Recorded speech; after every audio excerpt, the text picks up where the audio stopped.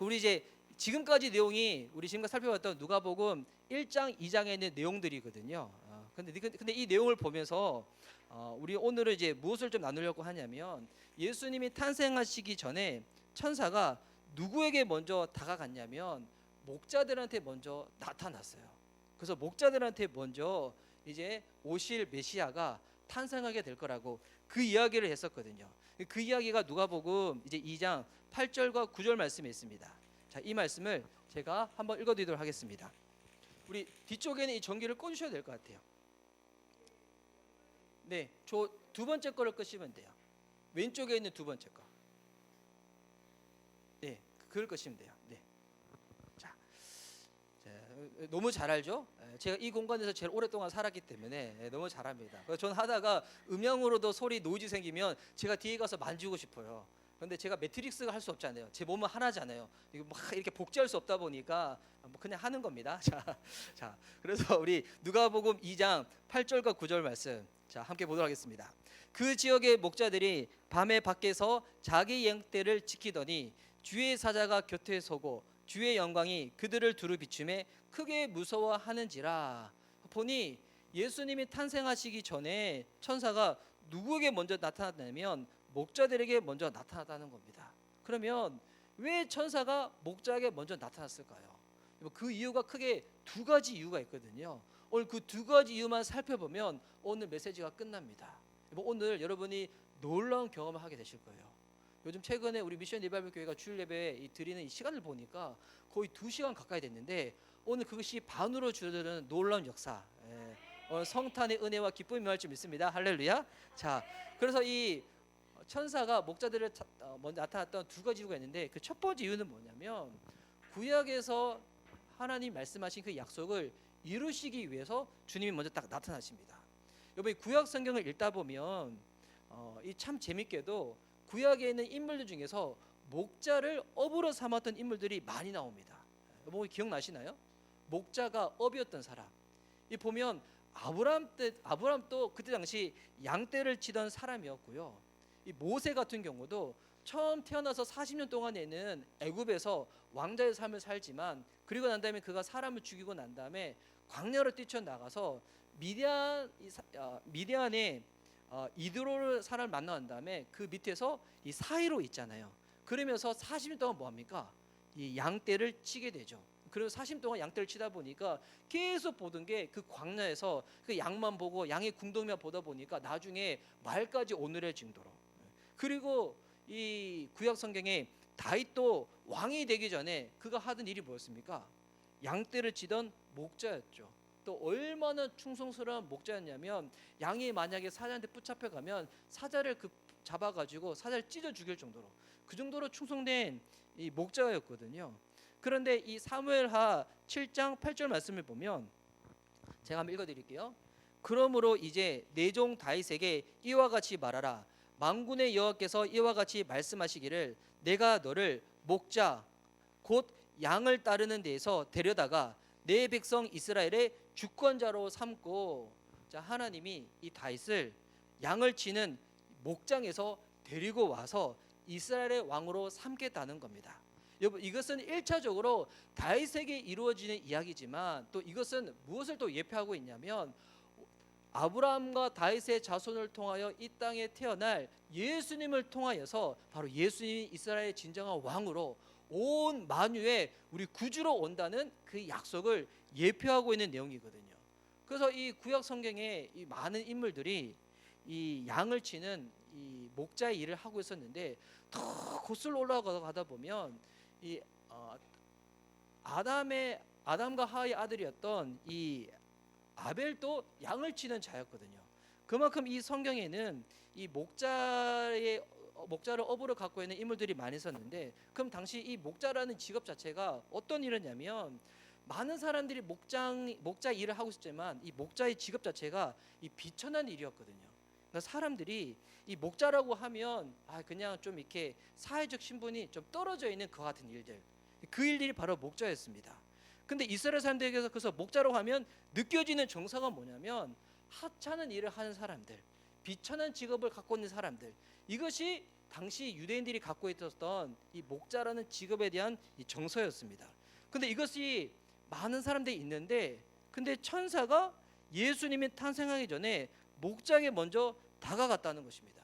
그래서 이 누가복음을 보면 누구랑 계속 이 내용들을 대조시키고 있냐면 예수님과 로마 황제, 그 목자와 로마의 병사들, 하나님의 나라와 로마의 제국, 이것을 계속 비교하면서 우리에게 내용을 알려주고 있는 거예요. 그러니까 이게 인간적인 시각으로 봤을 때는 상대가 되지 않는 거죠. 근데 왜 이렇게 계속 대조를 시키는가? 이 천사가 목자한테 다가가서 무엇을 하냐면 같이 하나님을 찬송합니다. 이 13절과 14절에 나와 있거든요. 자, 한번 읽어드릴게요. 호련히 수많은 총군이 그 천사들과 함께 하나님을 찬송하여 이르되, 이 14절에 유명한 이 찬송시의 내용이 있죠. 지극히 높은 곳에서는 하나님께 영광이요, 땅에서는 하나님이 기뻐하신 사람들 중에 평화로다 하니라. 자, 천사들이 목자들과 더불어서 하나님을 찬송하는 겁니다. 여기서 왜 찬송하는가? 여기에는 로마 군대와 지금 비교하고 있는 내용들이 있는 거예요. 우리가 이제 군대 갔다 오신 이렇게 형제님들 중에서 이제 군대 중에서 이게 군악대가 있잖아요. 근데 이 군악대의 역사적으로 봤었을 때 최초의 이 첫 시작이 어디였냐면 뭐 로마 제국 이전에도 군악대 비슷한 형태는 있었지만 이것이 본격적인 면모를 갖춘 첫 번째 시작이 로마 제국부터 시작되는 거예요. 이 로마 제국이 이 병사들을 행진할 때 그때 특징이 뭐냐면 맨 앞선에 누가 서 있냐면 기수단과 군악대가 서 있어요. 그래서 그 뒤쪽에 보병들이 쫙 따라오는 거거든요. 그래서 이게 영화 같은 데 보면 이번 그 나오죠. 맨 앞쪽에 기수단들이 깃발을 높게 들고 뒤에서는 이 군악대들이 이 뭐 하여튼 나팔 같은 걸 보면서 딱 오는데, 그래서 이 제가 그 사진을 준비했는데 이 사진을 보시면 이 군악병이 당시에 자 보면 이게 그때 이 로마 이 병사들을 이게 부조로 뜬 조각상이에요. 이걸 보면 잘 보이시나요? 지금 보면 사람들 중에서 나팔 같은 거 들고 있는 사람들. 그래서 이걸 지금으로 이렇게 약간 이 재현을 한 그림이 또 다음 그림 보시면요. 자, 이 군악대인데 군악대가 지금 뭐를 뒤집어 쓰고 있어요. 보니까 당시 이 군악대들은 늑대와 곰의 가죽을 걸쳐서 되게 위협적인 모습을 보여주고 있었거든요. 그러니까 이 모든 모습이 뭐냐면 신화에 등장하고 있는 신과 용의 모습들을 이 군악대들이 재현을 하면서 나팔을 부는 거예요. 그러면서 막 개선을 하면서 적군의 길을 먼저 확 이렇게 죽여버리는 거죠. 그래서 이거를 지금으로 재현을 해보면 이렇게 이런 그림들 있죠. 그 다음 슬라이드. 이 그림이 작아서 잘 보이시는지 모르겠는데 제일 앞부분에 여러분 기수단들이 깃발을 들고 있죠. 요거는 그냥 드는 게 아니라 순서가 있어요. 이렇게 힘이 센 순서부터 해가지고 그를 상징하는 이미지들을 딱 그려가지고 하고, 뒷부분에 다 보면 이 그림이 좀 작아서 잘 안 보이시는데 바로 군악대들이 지금 늑대 탈을 쓰고 나팔을 부면서 뒤에 계속 같이 따라가고 있는 겁니다. 그래서 여기서 당시 이 군악대는 그냥 악기를 연주하는 사람들이 아니라 뭐냐면 군악 전사인 거예요. 노래를 부르면서 악기를 연주하면서 이 전쟁 가운데 같이 참여를 딱 하는 겁니다. 그래서 우리가 지금 이렇게 주일날 마태복음 말씀을 계속 살펴보면서 당시 이 로마 제국이 추구했던 이 사상이 팍스 로마나였잖아요. 평화의 제국, 평화의 로마. 근데 이 로마 제국의 평화를 지키기 위해서 그들은 어떤 방법을 썼습니까? 어떠한 무력과 폭압을 서슴지 아니하고 황제를 주로 삼은 그 당시의 이 로마 제국. 그래서 어제 제가 이제 추천해드렸던 그 영화를 보면 그 정말 재밌는 장면이 싹 지나갔는데, 예수님이 어렸을 때 어느 동네를 예수님 어렸을 때가 아니라 예수님 태어나기 전에 요셉이 어느 집을 싹 지나갔는데 그 옆에 누가 있냐면 죽은 사람들이 이 나무 십자가에 딱 걸려 있어요. 이게 뭐냐면 당시에 로마 제국의 약간 구테타를 일으키는 반란군이 일어나게 되면 로마 제국이 병사들을 보내가지고 그들을 완전히 제압을 시켜버리거든요.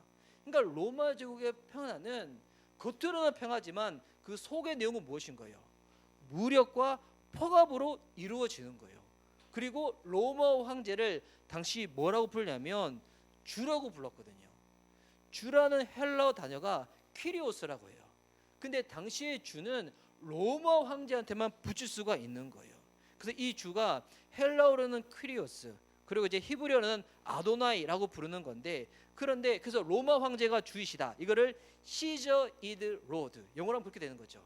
황제가 주님이시다라고 하는 건데, 근데 이 누가복음 말씀 보면 계속 일부러 나와 있는 표현이 있어요. 그리스도가 주라고, 예수님이 주라고. 우리 11절 말씀에도 보면 오늘 다윗의 동네에 너를 위하여 구주가 나셨으니 곧 그리스도 주시니라. 그러니까 이 표현을 봤었을 때 지금 누구랑 대조하고 있는 거예요? 로마 황제와 그리고 아기 예수님을 대조하고 있는 거예요. 세상에서는 로마 황제를 주라고 하고 로마 제국의 진정한 평화를 추구한다고 하고 로마 병사를 통해 가지고 이 모든 것들을 무력으로 진압하고 있는데, 근데 누구랑 지금 대조하고 있는 거예요? 로마 황제랑 우리 아기 예수님이랑, 그리고 로마 병사들과 목자들이랑, 로마 제국과 예수님을 통하여 선포되어지고 이 땅에 이루어질 하나님 나라, 이것을 일부러 대조하고 있는 거예요. 여러분, 예수님은 가장 비천한 곳에서 가장 비천한 자들에게 이 복된 소식을 전파하고 계신 거예요. 이 복된 소식이 가장 비천하고 가장 비천한 자에게. 근데 이거를 왜 계속 대조를 하고 있을까요? 이 말씀을 통해서 주님이 일부러 우리에게 말씀하고 있는 거예요. 자, 지금 세상 사람들은 로마 황제를 보면서, 로마 제국을 보면서 이 힘과 무력과 이 권세, 이 모든 것들이 전부라고 여기지만, 예수님을 통하여 이 역사가 어떻게 쓰여질 것인지, 이 역사의 결과가 어떻게 될 것인지 두고 보라는 거예요. 이 땅의 진정한 평화, 진정한 구원이 무엇을 통하여서 누구를 통하여 이루어질 건지 보라는 거예요. 그 내용이 이 누가복음 성경을 통해서 계속 로마 제국과 비교하면서 드러나고 있는 것입니다. 여러분, 예수님은 가장 비천한 자들을 통하여 찬송을 받고 있지만, 이 예수님을 통하여 이제 이 역사가 다시 새롭게 쓰여지는 것입니다. 그래서 이 누가복음에 나와 있는 이 아기 예수님의 탄생을 보면 영화 같은 데서나 성화에서는 되게 평화롭고 목가적인 이미지가 딱 나오잖아요. 이게 마구간에 막 달빛이 확 들고 거기서 막 이렇게 진짜 뭐 영화 세트처럼 딱 나오는데, 근데 이와 같은 내용을 보고 아기 예수님의 탄생을 딱 보면 이 내용은 마치 어떤 내용이냐면, 전쟁을 치르기 전에 지금 전쟁 선포를 하는 거예요. 세상을 향해 가지고 두고 보라는 거예요. 이 역사의 진짜의 주인공이 누구인지, 앞으로 이 역사가 어떻게 쓰여질 것인지, 어떤 결론으로 하나님이 이 모든 것들을 매듭 지을 것인지, 그거를 보라는 것입니다. 여러분, 이 세상은 힘과 폭압으로 가짜 평화를 외치고요, 가짜 안식을 외치고요, 가짜 신을 섬기게 하지만, 예수님을 통하여 진짜 평화가 주어지고 진짜 안식이 주어지고 진짜 주권자가 누구인지, 진짜 참 신이 누구인지 아기 예수님을 통하여서 이 세상 가운데 지금 전쟁 선포를 하고 있는 것입니다. 지금 코로나 시기 가운데 많은 사람들이 얼마나 더 마음이 힘들고 어렵습니까? 또 많은 사람들이 어떤 내용을 통해서도 조금이라도 힐링받고 싶고 위로받고 싶잖아요. 여러분, 우리의 이 진정한 위로는 세상에 있는 것들 잠시 한다고 해가지고 우리들 마음이 채워지는 것이 아니라, 예수님 안에 붙어 있어서 진짜 누가 참신이고 진짜 예수님을 통해 이 땅 가운데 무엇이 이루어질 것인지 그것을 마음을 들이며 나아갈 때 진정한 평화와 안식과 위로가 저와 여러분의 삶 가운데 임할 줄 믿습니다. 여러분, 세상은 시간이 흘러갈수록 더욱더 힘과 폭압과 세상에 있는 것들을 탐닉하게 만들지만, 이때일수록 더욱더 예수님 부여잡고 진정한 승리를 선포하고 진짜 주님 안에서 이 영적인 전쟁 가운데 승리할 수 있는 저와 여러분이 되었으면 좋겠습니다. 진정한 승리가 주님께서 우리에게 허락해 주십니다. 여러분, 그래서 내일 주일 예배 때는 어떤 내용 나올 거냐면, 지금까지 이 내용이 누가복음 2장 20절까지의 내용이거든요. 그래서 내일은 아기 예수님이 성장할 때 유일하게 소년 예수님의 성장이 그려져 있는 것이 누가복음 2장 말미에 나와 있어요. 그 내용을 보면서 이제 우리 누가복음 2장까지 내용을 딱 이렇게 마무리를 지으려고 합니다. 이번 성탄절 예수님 안에 거하여서 세상을 향하여 진정한 승리를 외칠 수 있는 저와 여러분 될 수 있기를 주의 이름으로 축복하는 바입니다. 아멘.